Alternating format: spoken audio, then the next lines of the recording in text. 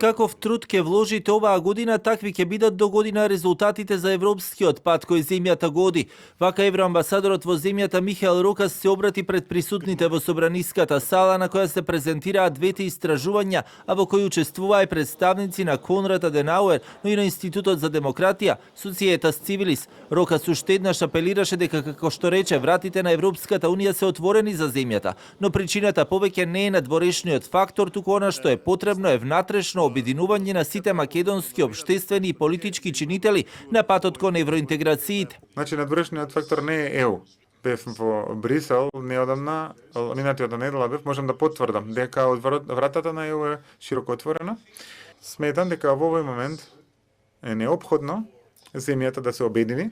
Со трудот што ќе го вложиме заеднички оваа година, ќе имаме и уште подобри резултати следната година. Презентирајќи ги дел од наудите и истражувањата, беше посочено и дека расте поддршката за членство на македонските граѓани за влез во Европската унија, или според последните истражувања дури 71% од нив се изјасниле така. Сепак, отпорот кон уставните измени и натаму е голем. Прв пат оваа година, после неколку години пат, поддршката за Европска унија бележи значителен пораст. И надминува 70%, всушност 71% оваа година.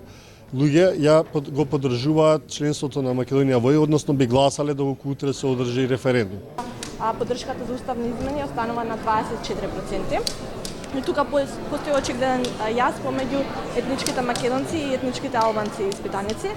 Всушност 57% од етничките албанци се за уставни измени, а само 11% од македонците испитаници се за уставни измени. Германија прави се за Западниот Балкан да влезе во Европската унија, тоа се одрази и на мислењето на министерот за надворешни работи кој што ја посети земјата. Сепак и во секоја европска земја на Европската унија постојат различни интереси кои што се косат едно со други. Власта и опозицијата пак и денеска со спротиставени ставови. Лидерот на СДСМ Венко Филипче и денеска обвини дека актуелната власт ја носи земјата кон изолација и не покажува добри резултати на патот кон евроинтеграциите, додека пратеникот од ВМРО ДПМН и претседател на Комисијата за европски прашања Антонио Милошовски пак посочи дека фрустрацијата кај македонските граѓани е тоа што за земја како Македонија постојано се менуваат условите во преговорите. Владата намерно ја води земјава во изолација, носејќи сомнителен капитал, соработувајќи со авторитарни режими во регионот, гушејќи ја демократијата и слободата на говор, и тоа едноставно не води никаде. Фрустрацијата на дел од македонските граѓани сметам дека е оправдана, затоа што во нашиот случај многу често се менуваат условите на игра и се поставуваат одредени пречки кои што немаат суштински допир со копенхашките критериуми.